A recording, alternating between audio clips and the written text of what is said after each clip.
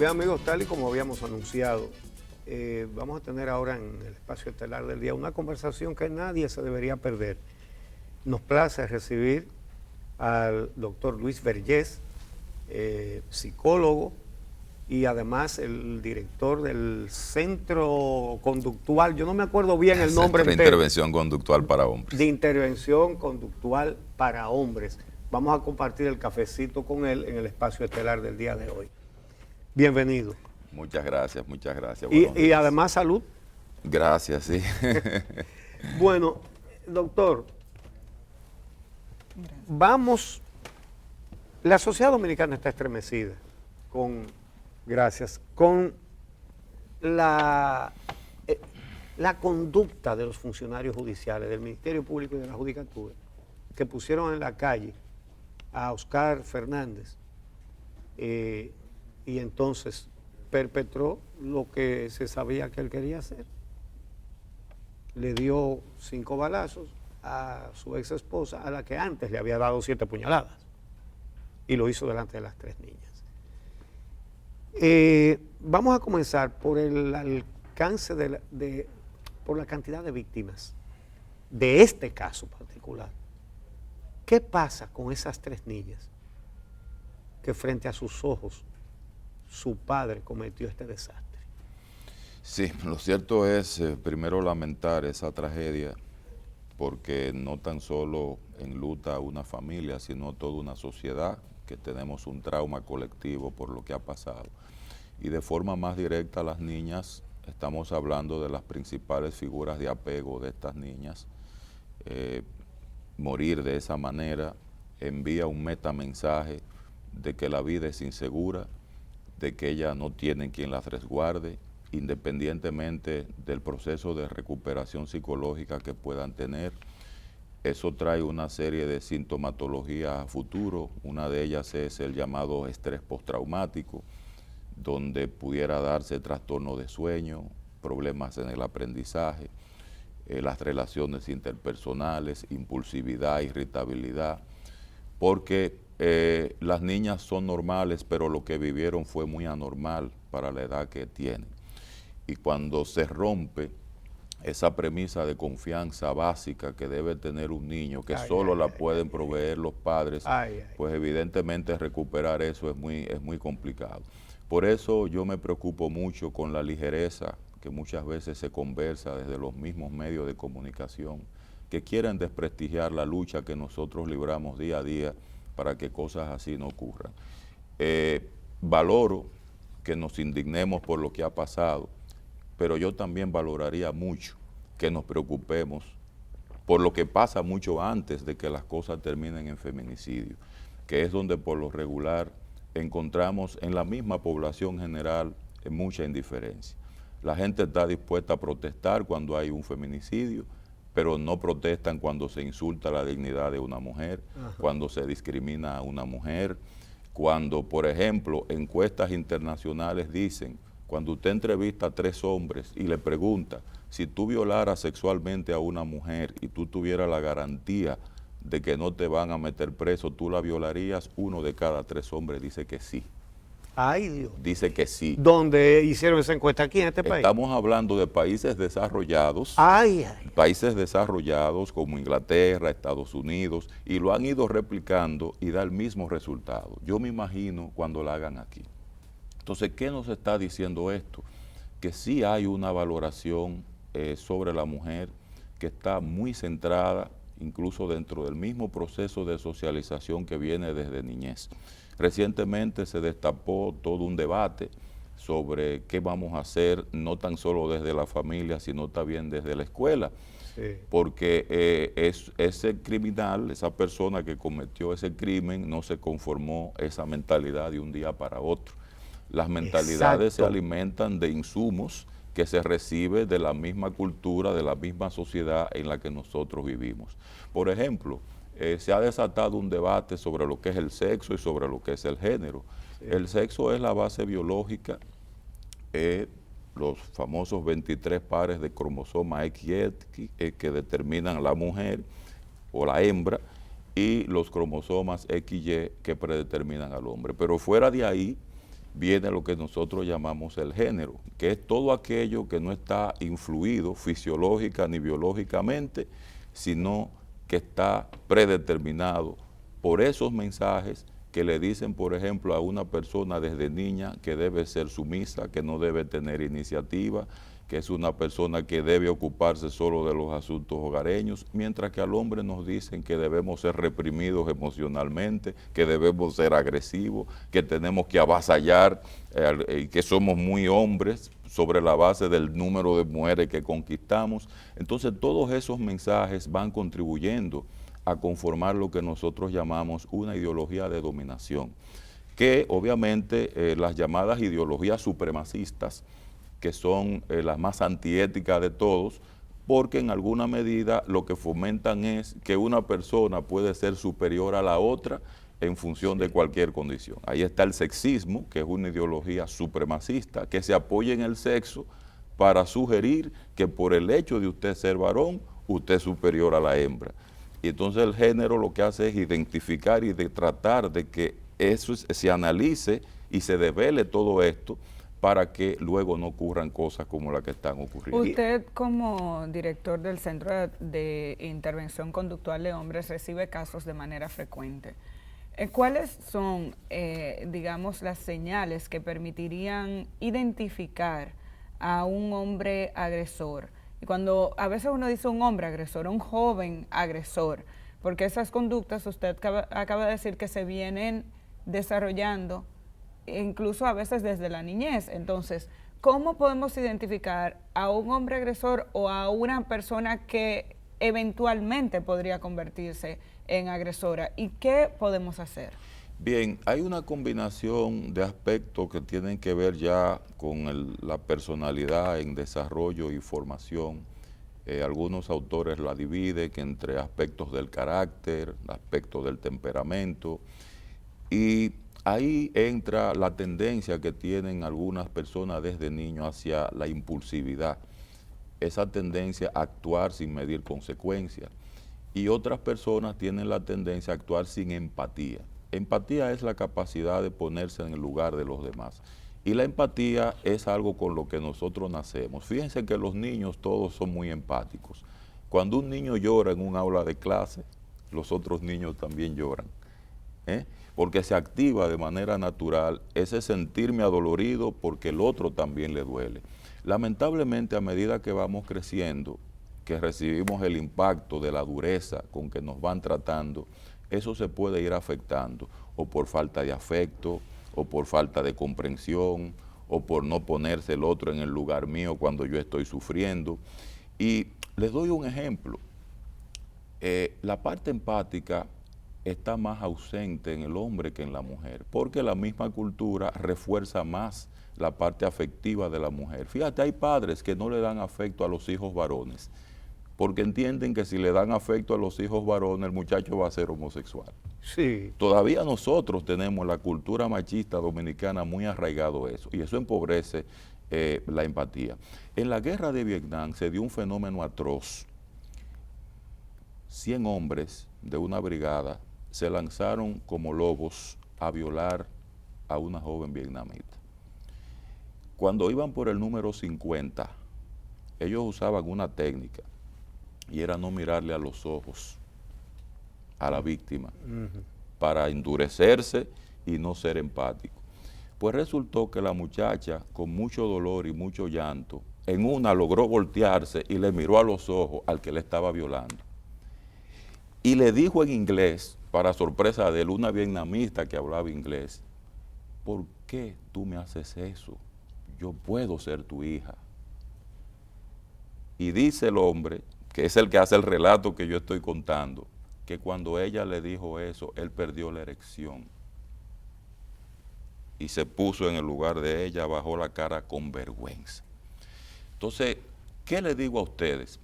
A nosotros los hombres nos hacen falta muchas variables, muchos aspectos que vamos perdiendo en nuestro proceso de socialización. Entonces, ante tu pregunta, esas son las primeras señales. Cuando una persona da muestra de que lo único que le interesa es la parte de objetivar al otro, de ver al otro como un instrumento, de utilizar al otro como una cosa. Ese es el peor predictor. Cuando tú ves que además de eso y la impulsividad, hay lo que se llaman experiencias previas de violencia, donde la persona sin motivación alguna, pues la emprende en contra de otros, pues ya ese también es un predictor de lo que puede pasar luego. Las estrategias de sometimiento y de control, esas son las más sutiles, porque la persona comienza tratando de impedir que el otro se desarrolle en un espacio donde él no está acostumbrado, porque lo considera una amenaza para su seguridad. Eso que llamamos, por ejemplo, los famosos celos. Sí. Por ejemplo, los celos no son solo emociones. ¿Y las prohibiciones? Claro, porque ahí trae todo. Fíjate que la celotipia trae conductas de control. Mira, no te me juntes mucho con Don Uchi porque él te mira medio raro. Ya al ratito la mujer comienza a decir, bueno, yo voy a tener que dejar este trabajo. Y ahí viene algo importante. Esta persona va descubriendo que su conducta de control tiene una propiedad funcional. Funcional significa que en la medida que él emite la conducta va logrando un resultado. Si no cortamos eso a tiempo, yo he tenido experiencia de mujeres que la primera vez, ¿dónde tú estabas? Y, bueno, pero ¿por qué yo tengo que decirte dónde yo estaba? ¿Y por qué me lo preguntas de esa manera? Es que tú dudas de mí. Bueno, entonces yo te lo puedo informar. Entonces fíjate cómo cuando se aclaran los conceptos de esa forma, ya la persona se va dando cuenta de que el sometimiento y el control no estará permitido. Entonces, algo que es también fundamental es la dependencia económica. Fíjense que por lo regular un agresor, lo primero que hace, además de privar de lo que son los espacios de libertad, es el aislamiento social de la víctima para crear vulnerabilidad. Incluso de su familia. Claro, la isla de la familia y también crea vulnerabilidad en la parte económica. Porque en la medida en que las personas son más dependientes económicamente, pues menos pueden salir. Ustedes dirán, sí, pero tenemos casos de mujeres que son independientes económicamente, que son profesionales, como fue el último caso, que también corren riesgo. Bueno, es que cuando hay una mentalidad criminal, la vulnerabilidad va a estar presente siempre. Por eso las mujeres, cuando van a salir de una relación de violencia, no lo pueden hacer sin una red de apoyo. Y esa red de apoyo, si bien es cierto que el sistema de justicia es el mayor responsable, no es suficiente. La red de apoyo tiene que ampliarse también al sistema social. Fíjate ahora cómo han ido saliendo los testimonios de personas que sabían lo que estaban pasando. Pues hablemos de eso, o sea, del caso específico tal vez de Anibel y de Yasmín Fernández, Yasmín Oscar Fernández. O sea, este hombre, han salido mensajes de voz que donde él se le escucha decir, es que yo no sé lo que me pasa, cuando yo no sé dónde esa mujer está, yo me pongo como loco, hablando de su víctima, de Anibel González.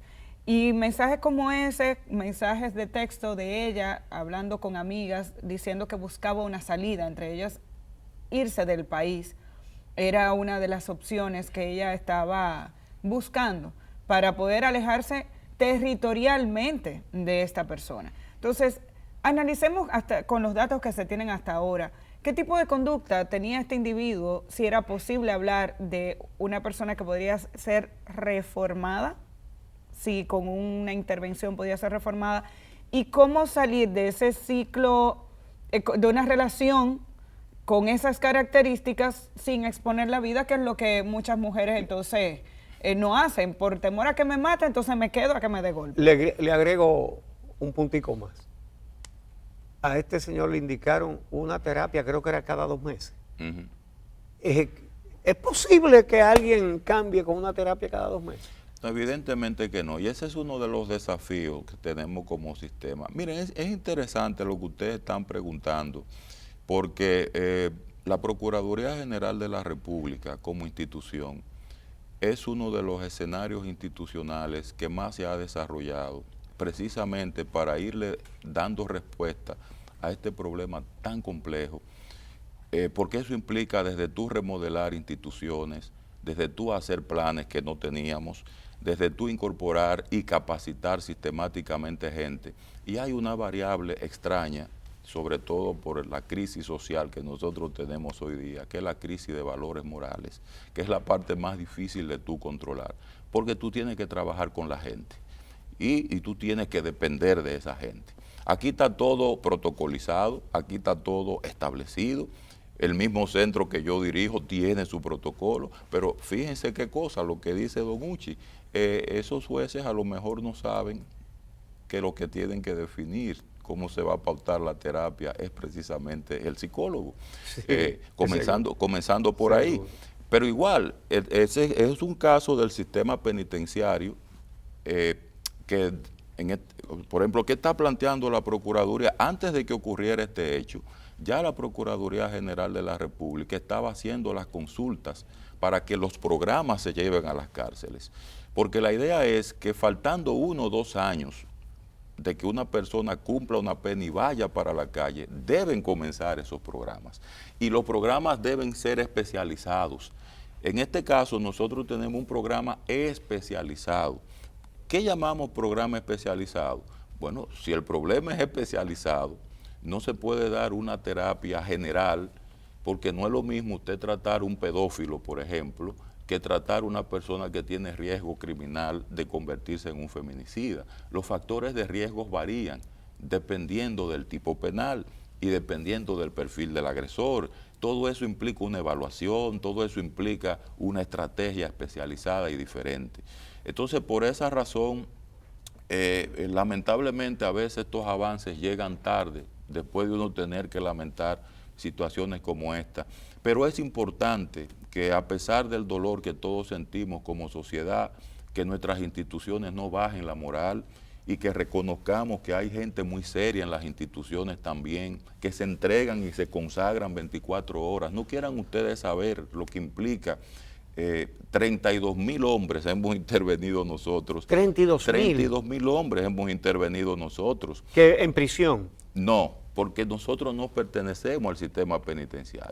Lo que estamos apostando es que en el sistema penitenciario haya programas como el que tenemos y que nosotros no lleguen a estar presos por haber cometido un hecho. Exacto, ese es el rol de nosotros, pero ya cuando están en el sistema penitenciario debe haber programas especializados como el nuestro, que es lo que la Procuraduría está tratando de auspiciar. Y en este caso, el señor Oscar Fernández, ¿se sometió alguna vez a terapia? Bueno, lo que pasa es que yo no sé qué pasa dentro del sistema de gestión penitenciaria. Porque nosotros no trabajamos en esa parte. Cuando él sale con la medida, entonces lo mandan allá. Ya nosotros no sabemos ni nos podemos meter en lo que deciden los jueces. Ya, incluso cuando lo mandan con una sentencia, hay que ejecutar lo que dice la sentencia. Pero en esta parte, lo que yo quiero que ustedes sepan es, incluso aquí ando yo, que quiero mostrar esto, que son los lineamientos para la atención de la investigación y persecución eficaz, los casos de violencia de género intrafamiliar y delitos sexuales. Ahí está todo protocolizado, con el liderazgo del señor Jean Alain, Ana Andrea Villa Camacho, que es la que dirige la unidad. Señor, esta gente se reúnen, se capacitan, se entrenan, eso. Ahora, yo sí quiero apuntalar algo. Miren, este es un problema tan complejo que una institución sola no lo puede manejar. Nosotros tenemos que contar con el apoyo de los medios de comunicación. Y cuando yo digo el apoyo de los medios de comunicación, además de la iglesia, además de todas las demás instancias, además de la escuela, me estoy refiriendo a los estereotipos que se siguen alimentando, que alimentan la actitud depredadora de gente como esta que ya tienen esas tendencias. Yo mismo ahora me estoy cuidando de hablar. ¿Por qué? Porque pudiera estarme viendo una persona con estas tendencias, que pudiera aprovechar cualquier cosa que yo digo para convertirlo en detonante y generar una conducta criminal en contra de una persona que esté vulnerable a su alrededor. Pero no nos ha respondido la pregunta de esa red de apoyo. Usted dijo, precisamente a propósito de este caso y de los múltiples casos que podemos tener por ahí, una de las inquietudes que ha generado el caso de Aníbal es la cantidad de gente que sabía lo que estaba ocurriendo y y a veces la inacción o el desconocimiento de cómo intervenir en este caso. Y usted decía, una persona que está siendo víctima de violencia en una relación de pareja no puede dejarla de golpe. Lo ideal es que lo haga con un acompañamiento de especialistas y de esa red de apoyo. ¿Cómo se hace esto? ¿Cuáles serían los pasos que usted recomendaría en este sentido? ¿Y qué pueden hacer los amigos, los familiares? Mira, los amigos y los familiares pueden hacer mucho. Y si no saben qué hacer, es preferible que no hagan lo que muchas veces hacen, que se manejan con los valores tradicionales de que la mujer es el centro de la familia y le dicen a la mujer, no abandone tu familia, dale una segunda oportunidad porque tú eres el centro de la familia. Entonces llenan de culpa la cabeza de la mujer y ella comienza a disociarse mentalmente. Estos hombres, déjenme decirle algo, tienen lo que se llaman el principio de doble fachada. Fíjense que ni siquiera las fieras más depredadoras de la filogenia advierten a la víctima potencial que se la van a comer.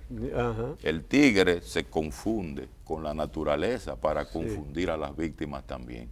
Entonces, ¿qué pasa con estos hombres? Que tienden a hacer eso que llamamos doble fachada. Fíjate cómo él aparecía como un padre amoroso, que quería a los hijos, hay fotos con los hijos, y en verdad eso es posible, porque el problema no es con los hijos, el problema es la relación de dominación, que al él perderla y no saber vivir de otra forma que no sea dominando, ahí se pone esta mujer vulnerable. Eso es lo que la población tiene que entender. Cuando ya ha habido violencia previa, la posibilidad de una violencia criminal está al doblar de la esquina. No le aconsejen de que aguántate, que es mejor. No, deja eso huyendo, claro, para que no te mate. Y si él está preso, y yo sé que hubo gente que trató de influir para que ella firmara, aprobando la salida de la cárcel, porque siempre se da eso, siempre hay alguien que no, perdónalo, y ese hombre cambió, entonces la presionan. No, lo que hay que decirle a la mujer es, mientras más tiempo él dure ahí, y mientras más ayuda profesional él recibe estando dentro, menos peligro tú vas a tener, y más garantía de que pase el periodo crítico, porque hay un periodo crítico donde todavía todo ese proceso de impulsividad y sobre todo de hostilidad alimentado por las mismas creencias de dominación, pues no ha cesado. Entonces eso es lo que hay que lograr. Hay tres tipos de observadores. Aquí llamamos para la red de apoyo, continuando con el tercer aspecto de tu pregunta. Está el observador pasivo, que ese es el que no hace nada. Ese es el que ve y dice, yo no me meto en pleito de marido y mujer, que sean ellos que resuelvan. Está el observador activo, que es el que dice, no, espérate, no te conviene esto, tú tienes que tener cuidado, esto que pasó se puede volver a repetir, yo estoy a disposición tuya, si tú vas a salir no te juntes sola con él, cualquier cosa llámame que yo voy con mi marido y te acompañamos. Ese es el observador activo y ese es el observador que nosotros necesitamos. Cuando una mujer está en vulnerabilidad, no es suficiente la justicia, porque la justicia tiene ya muchos casos más que además de eso que nosotros llamamos la orden de alejamiento, esa orden de alejamiento tiene lo que se llama unos baches en el medio. No le dan seguimiento. No, y aún dándole seguimiento, la misma mujer te dice, es que yo no puedo estar como una presa. Usted le dice a una mujer, por ejemplo, vamos a llevarte a una casa de acogida, y la mayoría de las mujeres dicen que no, porque dicen que se sienten como presas. Entonces, las mismas medidas que hay para protegerlas dentro del sistema institucional, la mayor cantidad de mujeres las descartan porque dicen, bueno, es que esto me priva de mi posibilidad de yo trabajar, de yo estar con mis hijos. Y es una realidad. Esto es muy complejo. Entonces, no puede ser solo eso. Entonces, por esa razón, las personas que están cercanas tienen que hacer conciencia de esta realidad. Y cuidado con los instigadores. El instigador es ese observador que siempre vive llevándole y trayéndole al agresor. Mira, tu mujer, tú aquí preso y ella allá progresando, trabajando y saliendo y esto y lo otro. Y eso también va alimentando lo que nosotros llamamos, fíjense, él tenía una pistola. ¿Y quién le dio la pistola? Fue un amigo. Entonces, ¿qué le dice eso a usted? Nosotros como sociedad tenemos que ser responsables. Una persona que sale recientemente y que está dando todas esas señales y le pide a usted como amigo que usted le dé una pistola, responsablemente usted tiene que decir, no señor, yo no puedo hacer eso, porque ¿para qué te voy a dar una pistola? Entonces, cosas como esa, nosotros tenemos que decírsela a la sociedad también. Ahora, vamos a hacer una pausa, pero quedan muchas cosas interesantes que conversar sobre este tema, así que no se vayan, amigos. Regresamos con el doctor Luis Vergés.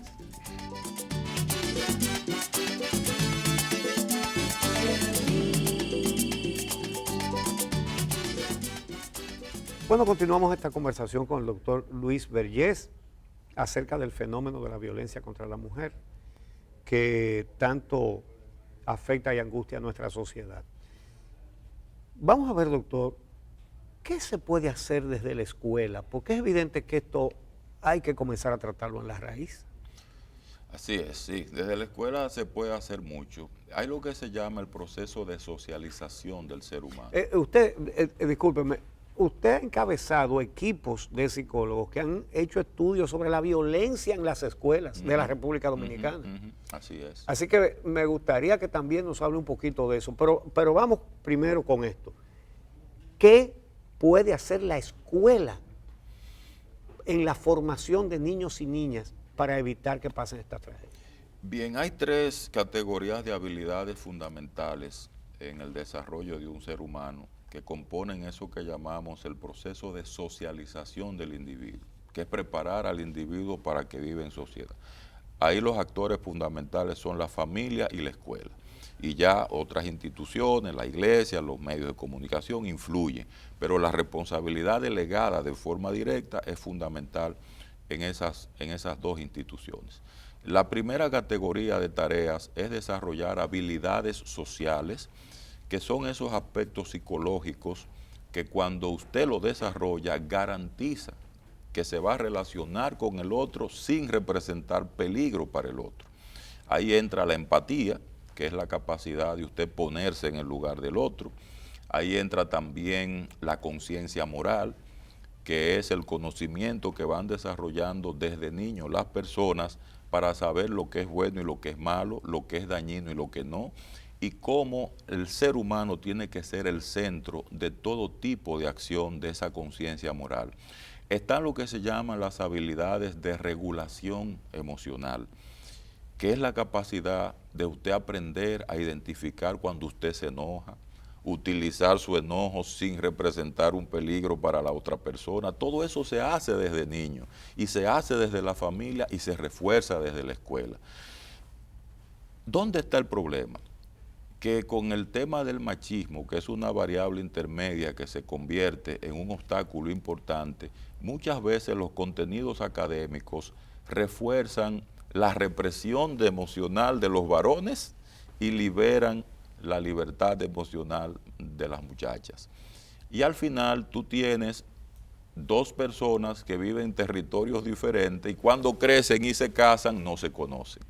Entonces tenemos un proceso de socialización totalmente incoherente, donde no hay un punto en común, donde se encuentran los niños y las niñas, donde se encuentran, para luego tener relaciones armoniosas. Y eso se está reflejando en lo que tenemos hoy día. Fíjense cómo, por ejemplo, ese tema de socializar la masculinidad como algo agresivo hacia la mujer está trayendo 2 cosas, mucha violencia y muchos embarazos en adolescentes. ¿Ustedes sabían que el 25% de las madres dominicanas son adolescentes? Sí, sí. Pues eso es un problema muy serio. ¿Y de dónde viene eso? Eso viene precisamente de un defecto de socialización, donde la escuela debió jugar su papel al igual que la familia. ¿Cómo? Precisamente en los contenidos académicos, en los aspectos de las actividades didácticas, la metodología de enseñanza y con los mismos docentes haciéndose un trabajo personal que debe impulsar el mismo sistema. En el estudio que usted habla, don Uchi, al que hace referencia, resulta que el 40% de las mujeres que están en el sistema educativo confesaron haber sido víctimas de violencia en sus propios hogares. De las maestras. De las maestras. El 40%. El 40% en sus propios hogares. Entonces, ¿qué estamos hablando? Estamos hablando de un sistema que está liderado por personas que también han sido víctimas de violencia. ¿Por qué? Porque la matrícula docente en su gran mayoría son mujeres. Sí. Entonces, ¿qué nos dice eso a nosotros? Pero las cabezas de hogar en República Dominicana, la gran mayoría también son mujeres. República Dominicana hoy en día es una estructura familiar conformada por hogares monoparentales, donde la cabeza de la mayor parte de los hogares son las mujeres, que llegaron a esa condición, muchas de ellas, tras haber sido maltratadas, y donde tenemos que más del 80% de la población masculina que se desvinculó de la relación, también se desvinculó de la responsabilidad de asumir a los hijos. Entonces, ¿cómo podemos entender la relación que debe existir entre familia, por un lado, que inculca valores, etcétera, y escuelas, que también influye en la formación, no solamente de matemática y lenguaje de los estudiantes, sino también esa educación en valores? ¿Cómo podemos hacer que funcionen de manera coordinada cuando hasta ahora los resultados que tenemos nos ofrecen estadísticas con muertes violentas en cifras elevadas en comparación con otros países de la región, sin contar con la cantidad de denuncias y de mujeres intervenidas, que estamos hablando de miles y miles de casos de llamadas a las líneas de atención, más las llamadas que nunca llegan?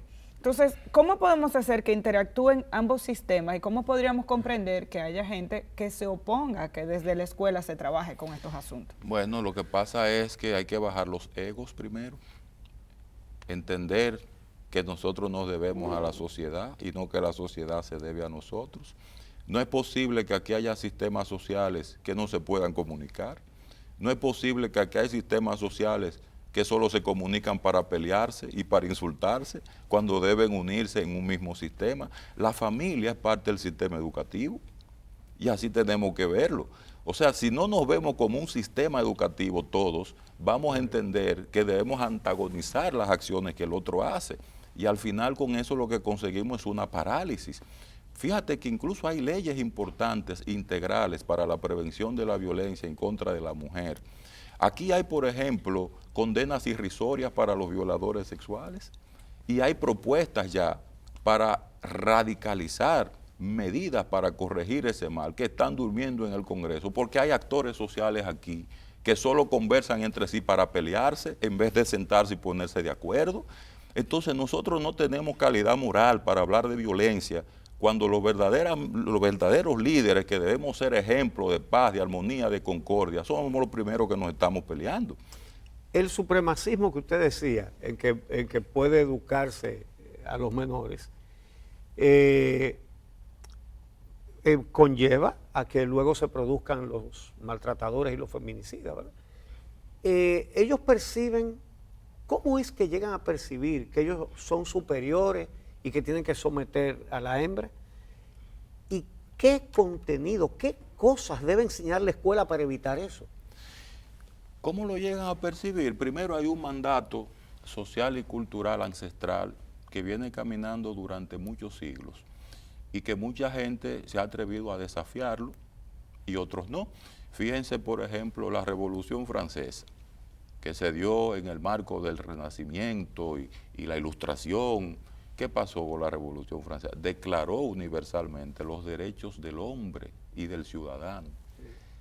Y Olympia de Gouges, una mujer artista que se convirtió en líder, hizo una declaración para los derechos de la mujer y la ciudadana, y la guillotinaron.